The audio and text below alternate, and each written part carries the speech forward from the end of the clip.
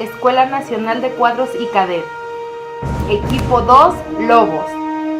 Alumno Francisco Gerardo Sotelo González. Mi comunidad y yo en la evolución política de México.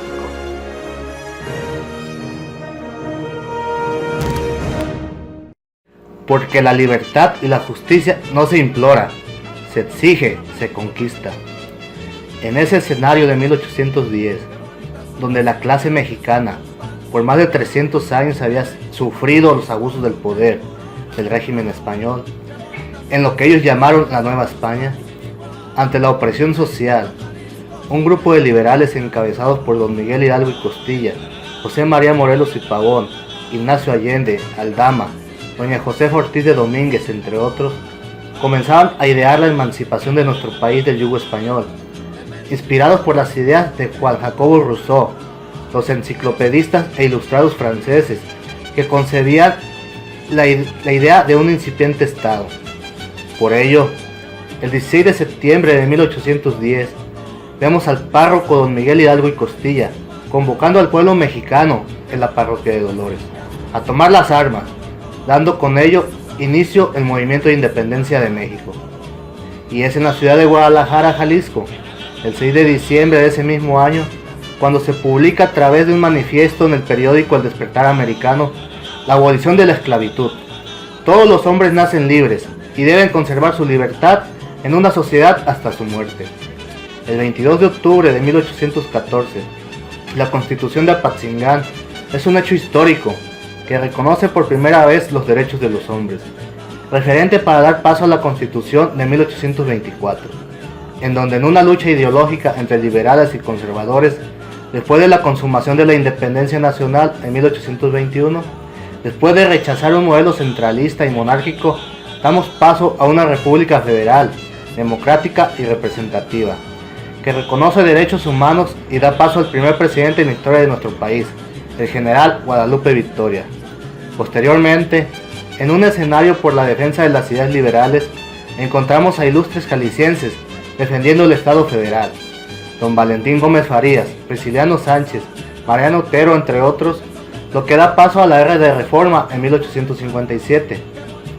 Don Benito Juárez asume el poder como presidente de la República, después de haber estado al frente de la Suprema Corte de Justicia de la Nación, en un acto de valentía, por defender los intereses liberales de 1824 e implantar la separación de la Iglesia y el Estado en 1857, a través de la ley de José María Iglesias, Sebastián Lerdo de Tejada y la propia de Benito Juárez, en donde al final el triunfo liberal fue contundente.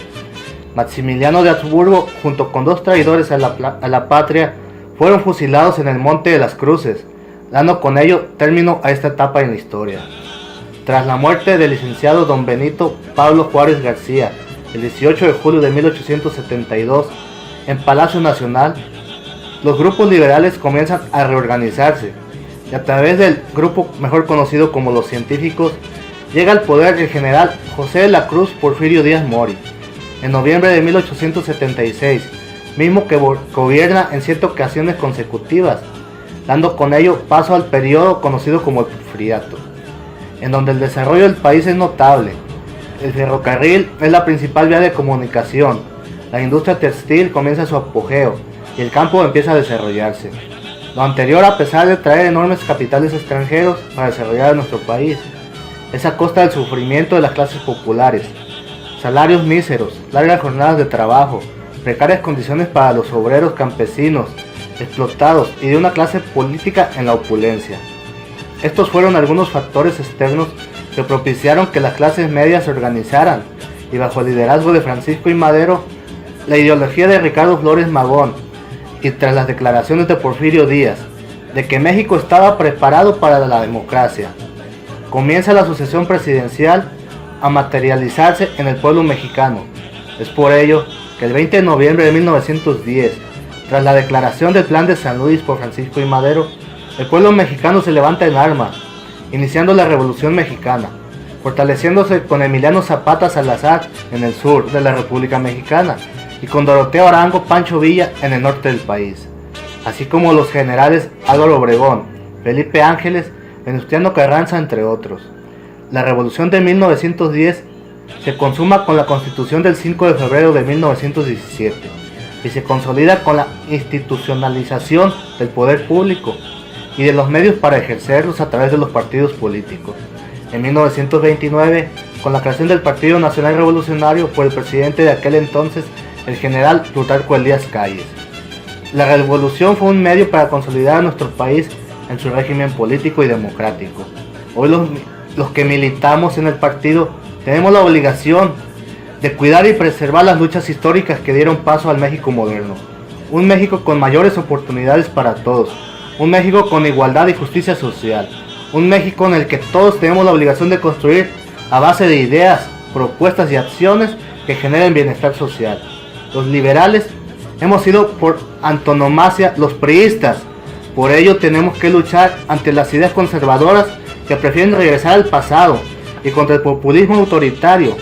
Hemos ganado las batallas a lo largo de la historia y hoy no será la excepción. ¡Viva México! ¡Viva México! ¡Viva México! Escuela Nacional de Cuadros y Cadet. Equipo 2, Lobos. Alumno Francisco Gerardo Sotelo González. Mi comunidad y yo en la evolución política de México.